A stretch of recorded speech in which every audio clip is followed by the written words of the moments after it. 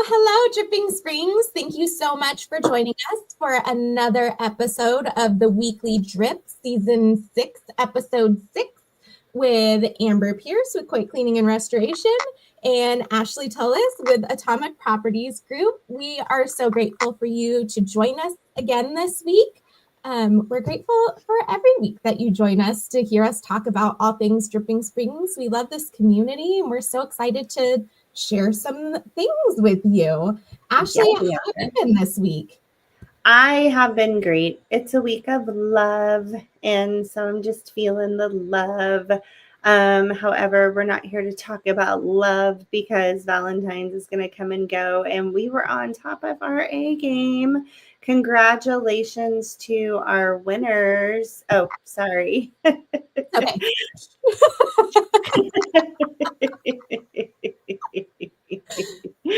Oh my goodness gracious. Congratulations to the winners of the Share the Love campaign, by the way. Oh my gosh. That was such a great campaign. It was so fun. It was so fun. I don't have my list here, and I would even need to bring up the graphic, but we ended up having 40 local businesses participating, and they're all a part of Empower, which is an offshoot of Mama's Margaritas and Meetups. And that isn't even our topic today either, guys.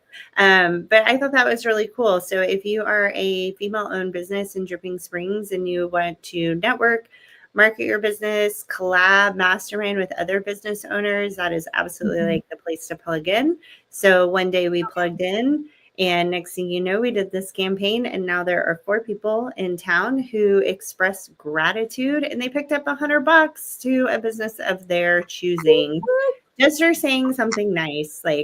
That's pretty cool. It's super cool. I mean, I'll do that. I'm ready now. Thanks for not leaving me hanging. Yeah, sorry about that. The reason we do that, guys, is we actually have no idea which side we are on with the way that our cameras are set up. So if I'm high-fiving this works for me. Yeah, no, for me, you're over there. Yeah, so we just do both, just to cover our bases. Covering the bases for sure. High five for Ashley, high five for community. It's just for everybody. High five it's for all, 100%. Now, I know that you're stepping outside today and you're thinking to yourself, is the sun ever going to come back out? Will it ever be warm again? When will this dreary weather end?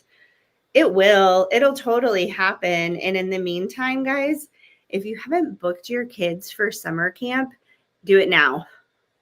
Right now. Or it's full. I was sharing with Amber offline just the other day. There was a camp that my son was super interested in going to. It was actually a fishing camp at the coast.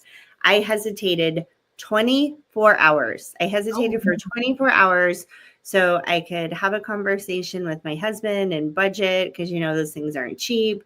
And it was thumbs up, good to go. Went to sign him up. Boom, we're on the wait list. Ooh. Dadgum wait list. So maybe if we all start thinking about summer camps, we will sooner manifest in sunshine by doing so. I'm ready. I don't like being cold.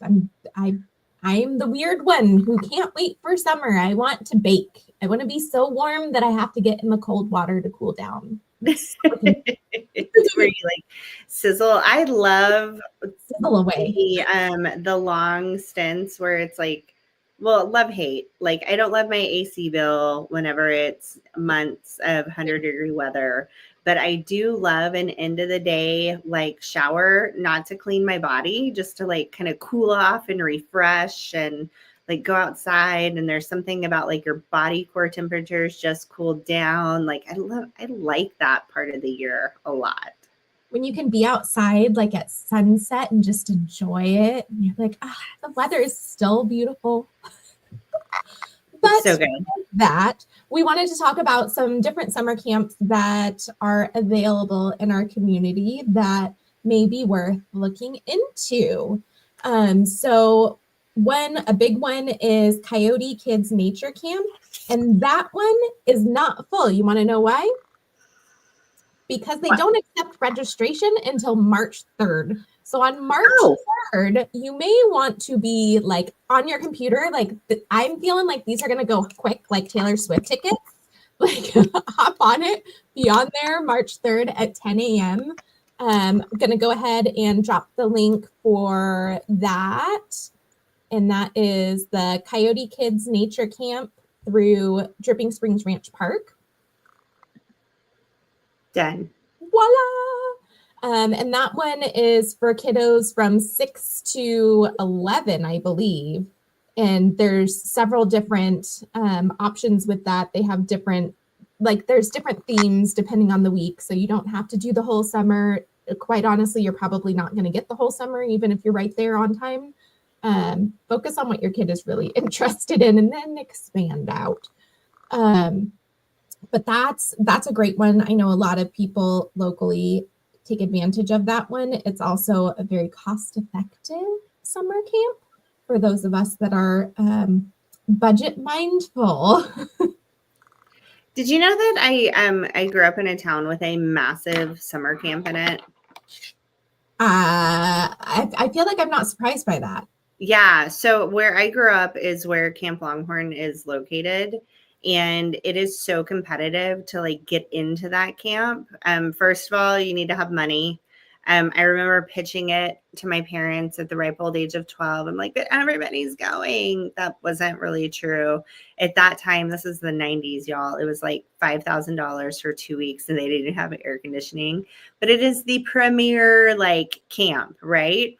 So I didn't get to go to that camp. I went to a few other more economical camps and I had a great experience. Like I didn't miss out on anything, but you better believe I went and made friends with the kids that went to that camp and the family that owned that camp, like however I could get access to that other camp.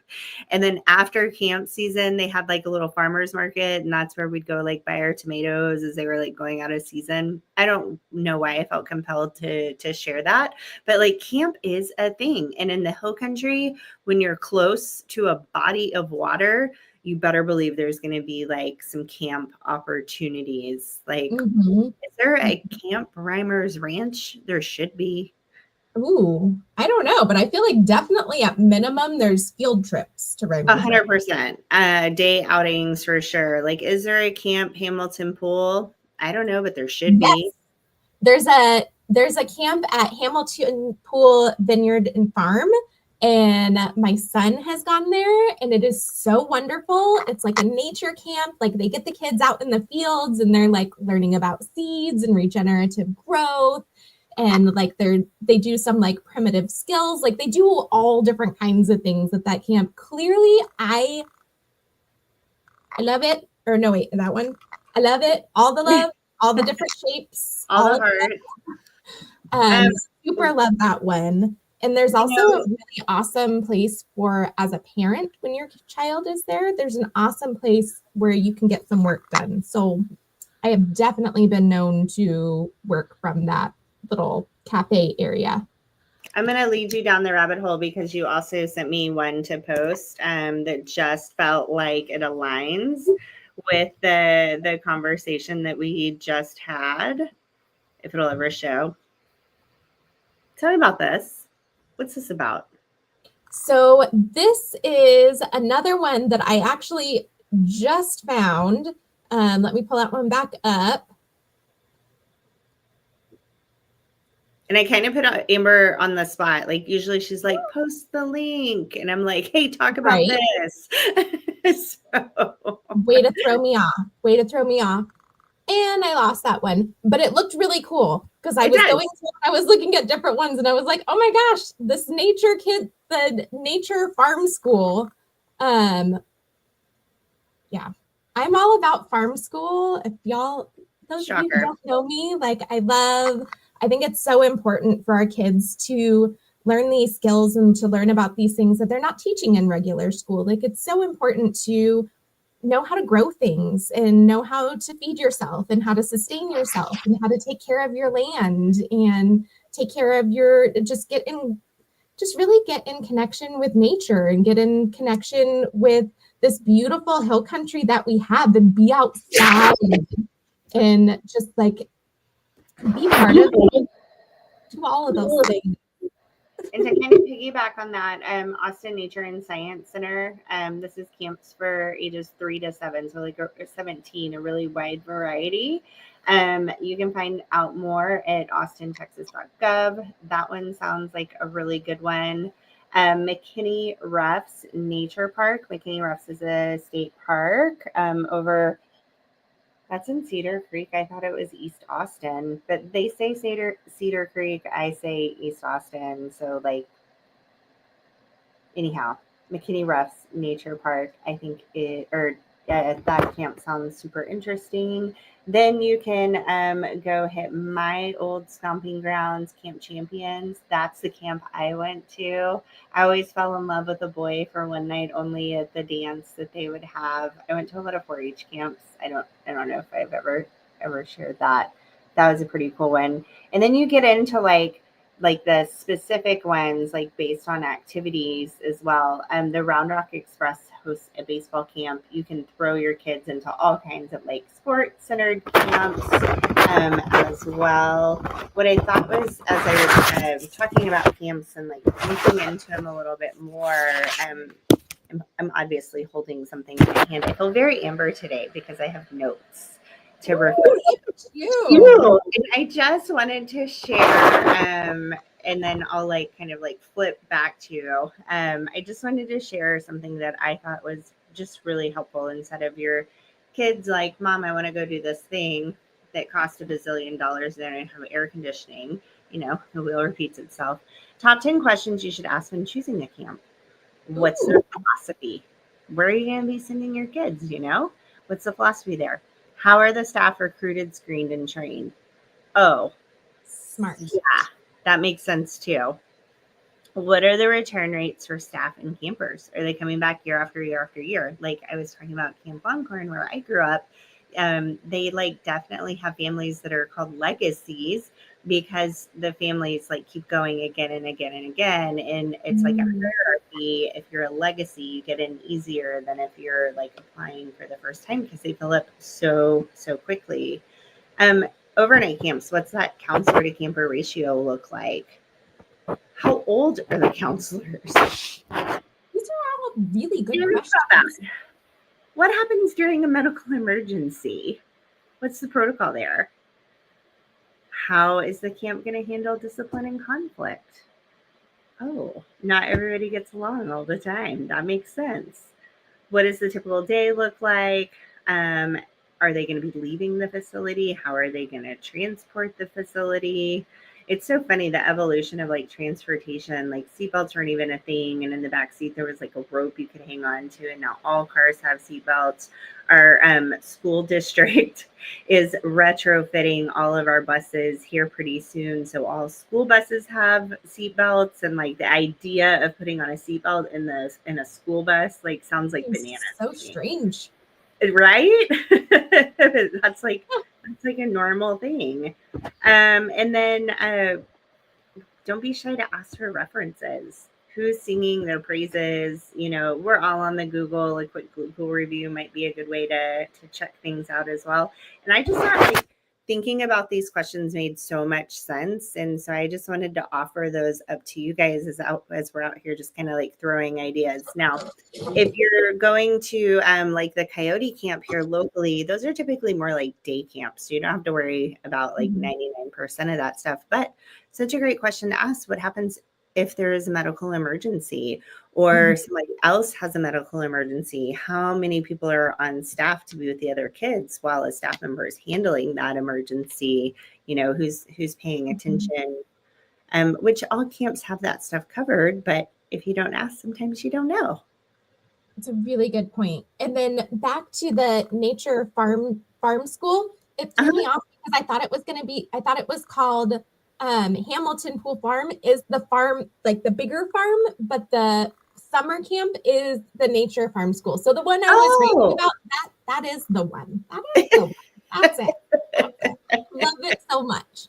And then the kids get to eat the vegetables that they make, and they like pick vegetables, and like, oh my gosh, it's just so cool.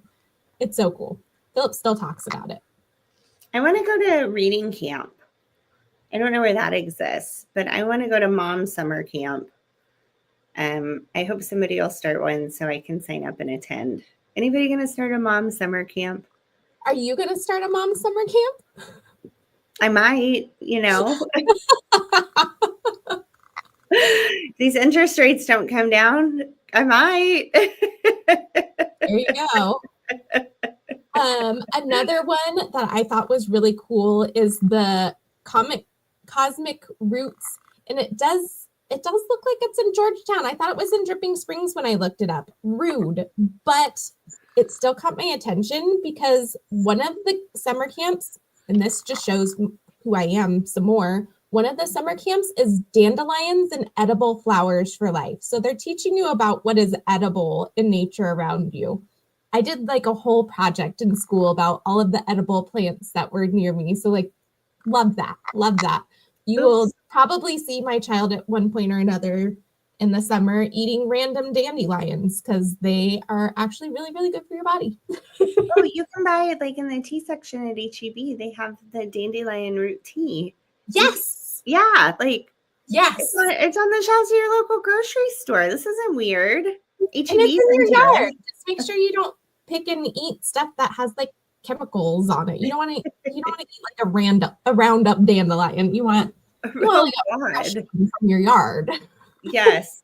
Make your own tea, your potions and whatnot. Yeah, it's like making mud pies when you were a kid, but you can actually eat this. Did you have a mud pie kitchen?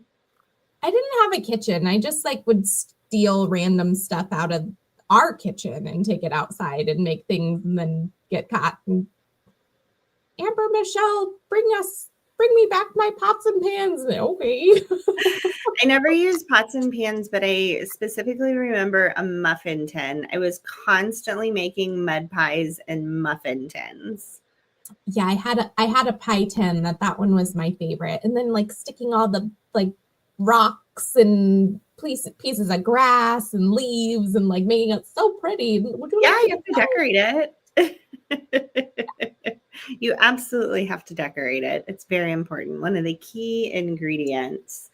I have a really handy dandy in print guide on summer camps, like it physically in my hands. And I would be more than happy to get a copy of that to literally anybody that asks. So for all 3 people that watch this, if you're interested in a copy, I would be more than happy to drop that in the mail to you or drop it off to you if you would be interested. And it is like literally like chock full of camps, and that's just like one page. Those are all camps. This page has so many. This page has equestrian camps, martial arts camps, special needs camps on it, and it's all for like semi-local area science and technology camps, dance and gymnastic camps, like tons and tons of resources and opportunity. Oh, I really like this page. Art and drama. Is that reading the right way? I don't know. It is to me. Okay. Look at him. Art and drama camps.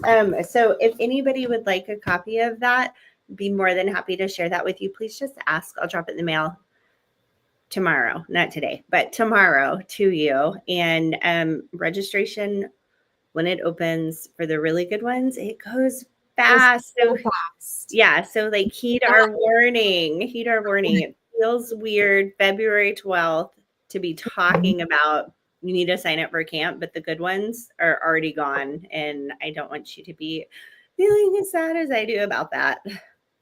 You're waitlisted though. That doesn't mean that he's not going to get in. Oh, true. It just means that somebody was faster to register, but things happen and plans change and people drop out. And so he may still very well get a spot. Ladies and gentlemen, that is my dear friend, glass half full Amber Pierce. And this was another episode of Weekly Drip, season 6, episode 6, where we hang out every single Wednesday at 4-ish o'clock. Again, that's Amber. I'm Ashley, and we will see you Dripping Springs next week at 4-ish o'clock.